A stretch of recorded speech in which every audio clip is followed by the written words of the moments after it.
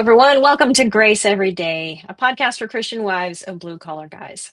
So, last week's episode was all about honoring the body God gave you and living as a role model for your family. And this week, I promised you I would share some of the tips and tricks that have worked for me and our family in terms of making it just a little easier to make healthy choices and build healthy habits. So, first of all, probably like many of you, I'm married to a blue collar guy. And when we got married, Max definition of a vegetable was French fries, and I am not kidding.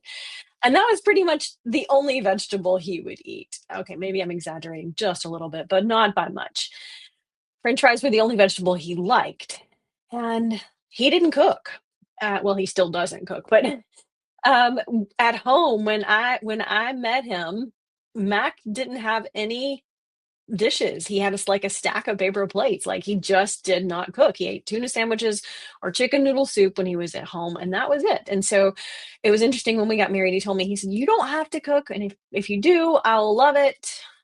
But I'm not washing the dishes or cleaning the kitchen." So he was really straight up front. He was like, "I don't like to wash dishes. That's why I don't have any dishes."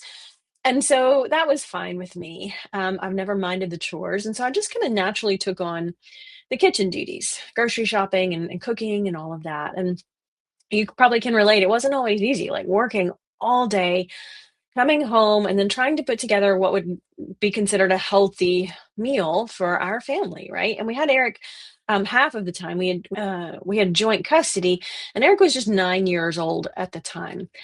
And at 9 years old, he's possibly more resistant to eating vegetables than Mac was. Eric wanted frozen pizza, Hot Pockets, and cheese only on his pizza, right? No vegetables, dare not put any vegetables. And even for school lunches, for many, many years, he just wanted a cheese sandwich, like white bread and mayonnaise and a slice of that American craft cheese, that comes in little cellophane packets, right? And you can imagine just eating healthy was a challenge. But what I didn't know about food and nutrition at the time would fill quite a few books. And like anything, you do the best that you can at the time with what you have. But over the years, my definition of healthy dinner evolved from a can of green beans and hamburger helper and macaroni and cheese. But that's sure enough how it started out. And I think Mac and Eric are probably like many blue collar men. Mac especially is just a meat and potatoes kind of guy and happy with it. And here's something you probably already know. You can't influence somebody to eat healthier by beating them over the head with a stick of celery. Like it doesn't work that way, right? I think we could have an entire episode on, or maybe a couple of them, on increasing your influence at home. But today, I wanted to focus on giving you some tips and practical ways to just start eating a bit healthier. It's one of the more common questions that I get, um, just relative to how to make small changes, how to eat just a little bit healthier. And as I told you in the last episode, the key here isn't to overhauling everything, not just throwing everything out the window in one go and making everything completely different. Start small and build from there. So I'm going to give you seven healthy, what I call healthy hacks. Number one, make simple swaps. And that sounds kind of funny when I say that, but it's one of the easiest ways that we started like just getting a little more intentional with eating healthy. And this can be simple or as complicated as you would like. A few of the things that I started with swapping, or just like spaghetti noodles, like swap out those spaghetti noodles for zucchini spirals, or spaghetti squash, or even pasta made from like chickpeas or lentils. Now, I know there are some people who are like, pasta made from chickpeas or lentils isn't super healthy, but that's not really the question, right? The more important point here is healthy compared to what? Healthy is relative. Now, eating pasta made from chickpeas or edamame or lentils may not be the best way to consume those vegetables, but that's better than eating like all the refined flour that's in regular spaghetti noodles, right? And so, again, we're not shooting for perfection here. We're just shooting for a little bit better. Regular spaghetti noodles with all the refined flour just have almost no actual vitamins and nutrients. Now, I will tell you, some people don't like the texture of zucchini spirals. They tend to be a little softer, so you have to experiment. You have to play around until you found a substitute that you like or that your family will eat. But but don't be afraid to try. Um, some of my more epic failures went in the trash before they before they even went to the table. So sometimes you have to experiment and then have a plan B. But some other things to make things that you like healthier just include a small swap, like using applesauce in your brownies instead of vegetable oil. Now, I promise you're never going to miss all that highly processed seed oil and all the extra fat and calories if you just swap that out for applesauce. Tablespoon for tablespoon or ounce for ounce, just measure it the same and put your applesauce in there. Leave out the oil. I promise you your brownies will come out just fine, right? So again, brownies aren't the healthiest thing in the world, but if you're going to have some brownies, you can make them just a little bit better. Salad dressings, another thing that I swap out. It's easy to swap out. Check this out. If you blend up a block of silken tofu and a packet of ranch dressing and just throw it in the blender, blend it up until it's smooth, you end up with about 16 ounces of quote unquote ranch dressing. It's not quite ranch dressing, but it's ranch tasting salad dressing or dip. And the entire 16-ounce jar has 10 grams of fat and 200 calories. The whole jar. Like you could eat it with a spoon and come out better than one serving of most bottled salad dressing. So if you don't like ranch, mix up equal amounts of maybe honey mustard. Um, Zero fat and way better for you than bottled salad dressing. Now, I don't always have time to make my own salad dressings, but when you can, make up a little extra, store it in the fridge for a day or two or a couple of days. Other swaps that have worked for me, sparkling water instead of soda, that was a big one. Diet Coke was my go-to. I shared that in one of the previous podcast episodes. And giving up that Diet Coke was really, really hard. But I found that sparkling water really helps because I've got something fizzy and I just like the fizzy, right? A little flavor. Green tea instead of coffee. Again, I'm just throwing out ideas, just thinking of things that you can do, small, simple swaps to just make the foods that you love a little bit healthier, or find something that you can replace that you don't really mind. So, number two, start with small steps. These are this is something that's so easy, it's almost too simple, but just start with anytime you're making a recipe like a cake or those brownies, for example. Um, Start by just decreasing the sugar just a little bit, like just 1 teaspoon less at a time, right? 1 tablespoon less at a time. Your taste buds will adjust over time to the point that you may not even need like real sugar. You might can mash up some bananas or some of that applesauce or, things like that. That you once you start to move away from a lot of sugar, you'll find out that real food just actually tastes pretty good. Now, sometimes we just need to start with small decreases of the things we don't need, but start small and just slowly start decreasing like the sugar or the added extra salt or vegetable oils, right? Start small with simple steps like that. Number three, build a salad habit. Now, when most people think of salad, they think of what you get when you go to like Longhorn and you order a meal or an entree and you get a salad as an appetizer, and it's like a little bowl of iceberg lettuce, and it has like two cherry tomatoes on it, two slices of cucumbers, and two onion rings, and a smattering of croutons. And then there's like a bowl of salad dressing either dumped on it, or if you were smart, you asked for it on the sides, you could control that. And it's tasty, but it's not really filling. And it's, again, if you put all that salad dressing on, it's just loaded with a lot of fat and calories and not a little actual nutrition. So when I'm talking about salad, I'm talking about a meal, a good meal. Like start with a large dinner plate, cover it with greens. I mix up the greens, but spinach, arugula, romaine, kale, add some parsley, chopped lettuce, anything like that. Like mix and match those greens. Just kind of figure out what's your favorites. Because you almost can't get enough of those, right? You can't overeat too much of those. And then add on like your fresh vegetables, chopped vegetables, anything that's your favorite goes on there. Or maybe you want to roast those vegetables in the oven. I do that a lot. A mixture of both, raw and cooked, right? A lot of times I get just a sheet pan and I chop up those vegetables and drizzle just a little bit of good quality olive oil on there, and then roast them at like I don't know, 425 degrees for like 20 minutes. That usually does it for most of them. And then put those on your salad. Those sometimes go down on your tummy just a little bit better than eating too many raw vegetables. They're a little easier to digest. And the bonus is that olive oil that you tossed them in to roast them in really helps you not almost don't even need salad dressing at all, right? You can sprinkle on salt or pepper, your favorite seasoning, Cavender's, anything like that to just give it a little extra seasoning. But a little bit goes a long way. And honestly, you can make up a double batch and then use those leftovers for tomorrow. They can go on a salad tomorrow, right? And after you've done all that, after you've added your veggies, add some protein, legumes or chicken or quinoa. If you want whole grains, anything like that that helps you get some good healthy protein. Again, try to avoid anything that's super fat fried, anything like that. Roast chicken, if you're gonna have chicken, roasted is always gonna be better, or baked is gonna be better than fried. We're looking for the small wins here, but those small wins definitely add up. And you don't need a lot, just a serving. So throw that on your salad, a little bit of your homemade salad dressing.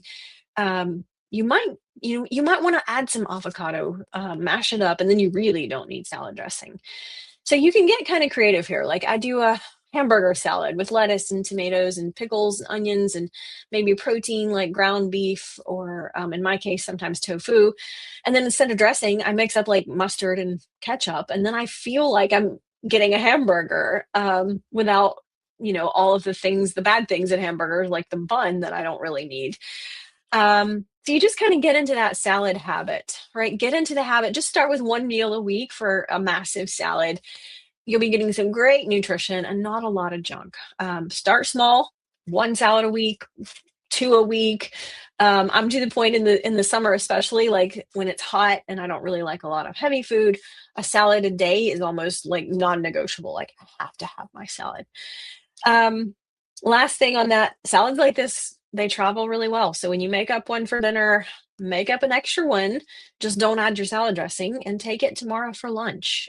Easy. Just add the dressing right when you get ready to eat it.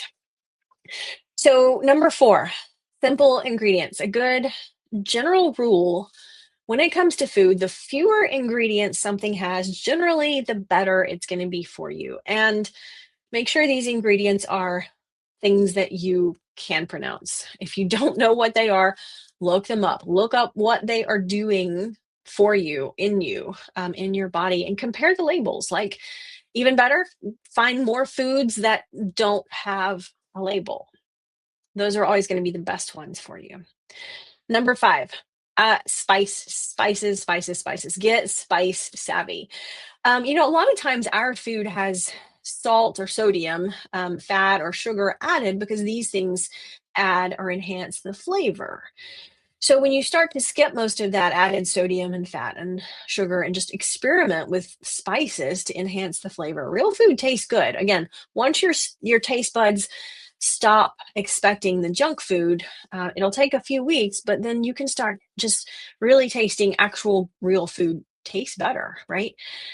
Add some spices, enhance with some spices before you start turning right automatically to the salt shaker or adding loads of salt. I remember one time, it's been several years ago, somebody was telling me, they're like, oh man, I just really love rice. It's going to be so hard for me to give up rice, but I know I'm getting too much of that just white rice. And my question was, well, do you really like the rice or do you like what you put on the rice? And, when we figured it out, it wasn't the rice so much, it was the butter or some cheese and the salt. And if you left all of those things off, the person didn't really want the rice anyway. So my point here is that spices can go a long way. So learn to turn to them first. And a lot of spices have nutritional benefit, like turmeric is an anti-inflammatory. Black pepper will really help your body absorb that turmeric, and black cumin can usually can find that ground. It can decrease blood sugar or even help with cholesterol.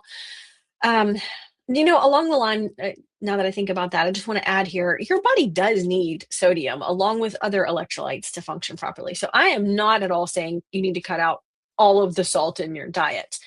I'm saying try to cut down on like the processed food that includes a lot of sodium that's not really helping you, like canned soup. Canned soup most of the time has so much just added sodium.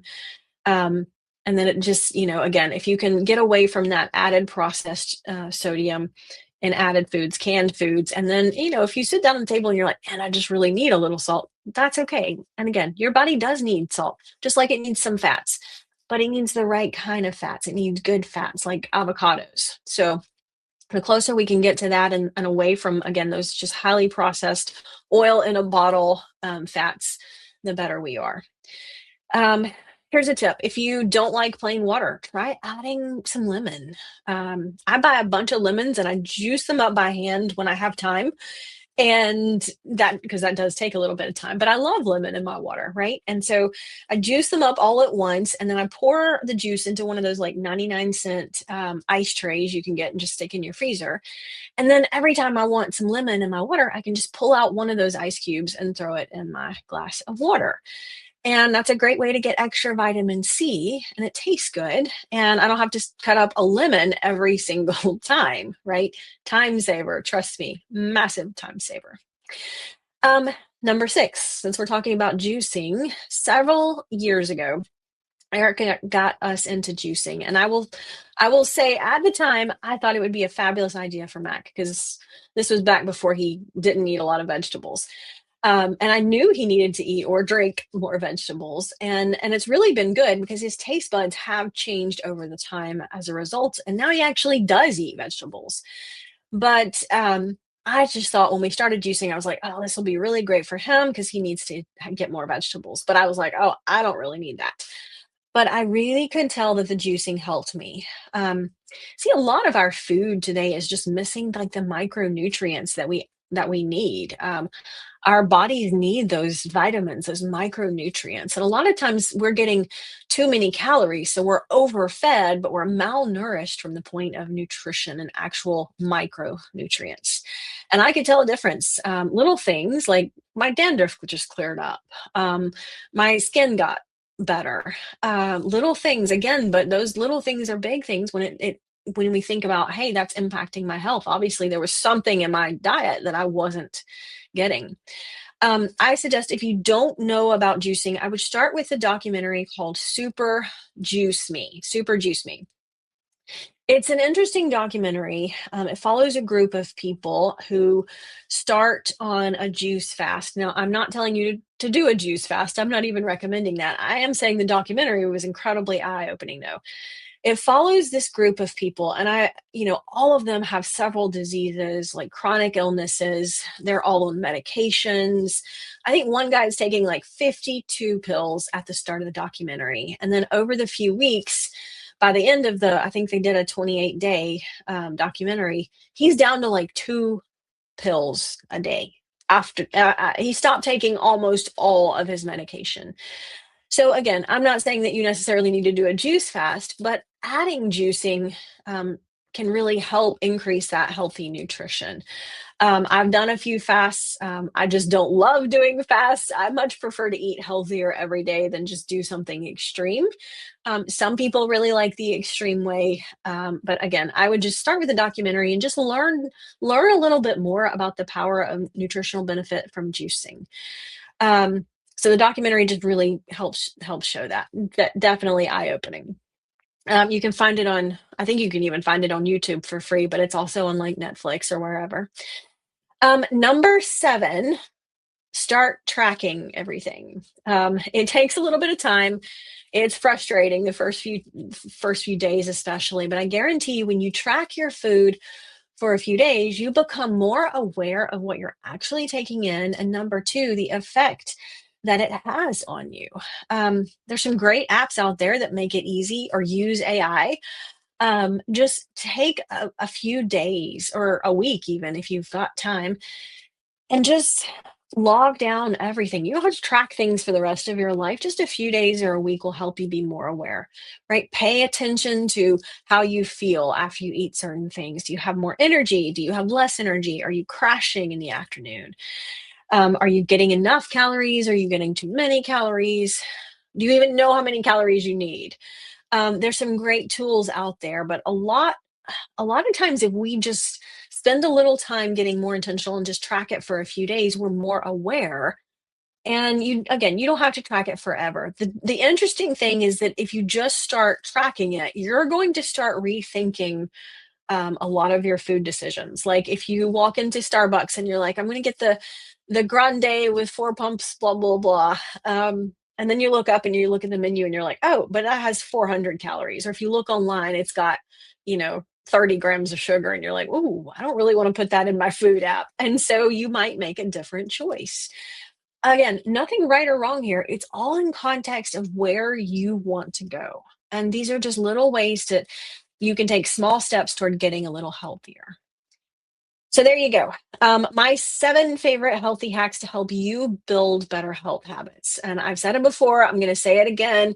Don't let this overwhelm you. Just pick one thing or one area or one meal to start with. And then just remember, Corinthians 10:31 encourages us, whether we eat or drink, or whatever we do it all to the glory of God, right? Because life is tough, but God's grace is always enough. And we need it every single day. Until next time.